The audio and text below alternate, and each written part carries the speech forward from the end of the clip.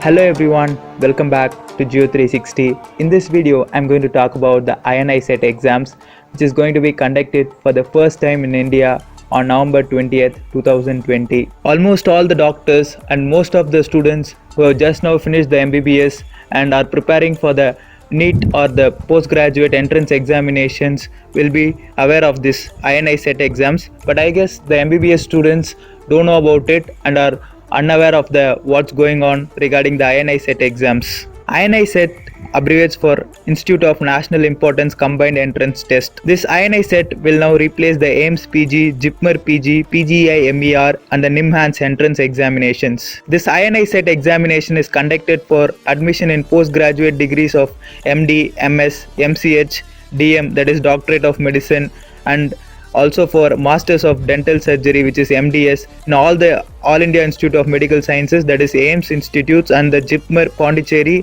PGI MER, which is in Chandigarh, and in NIMHANS, which is located in Bengaluru. As this INI set examinations come into action, all these institutes will admit PG students based on the ranks obtained in this INI set examinations only. The examination will be conducted twice in a year through online mode. All these institutes are tasked to develop the patterns of teaching in postgraduate medical education and to demonstrate a high standard of medical education in India and to bring together in one place educational facilities of highest order for the training of personnel in all important branches of health activity. Currently, these institutes conduct separate entrance examinations for their courses. Considering the commonality of purpose, an initiative has been undertaken to conduct a common INI CET PG entrance examination for admission of PG courses in these prestigious institutions. It would also allow preparation for a single common merit list, offering students the best possible choice as per his or her merit. This would also prevent loss of time, effort, money in joining at multiple places and also prevent wastage of seats by students moving from one institution to another. The examination is for 3 hours, that is 180 minutes, consisting of 200 objective type questions of varying types, including single correct choice and multiple correct choice questions. The percentile scores in INI CET will be used to determine the eligibility for admission in postgraduate seats in all the participating institutes. The announcement for this exam was first released in this year in the month of September, and the examination is going to be conducted on November 20th, 2020, that is tomorrow, for the first time in India.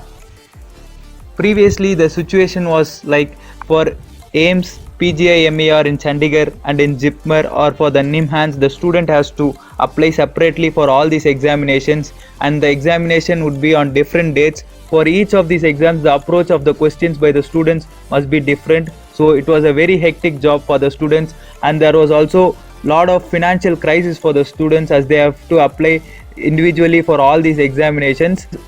As this INI CET has been introduced, it will be a common entrance exam for all these prestigious institutes, which is actually a very good plus point for the students who are going to appear for these examinations. The eligibility criteria for this exam is that the candidates must have an MBBS degree for MD or MS and BDS degree for MDS course from an institution recognized by the Medical Council of India or the Dental Council of India respectively.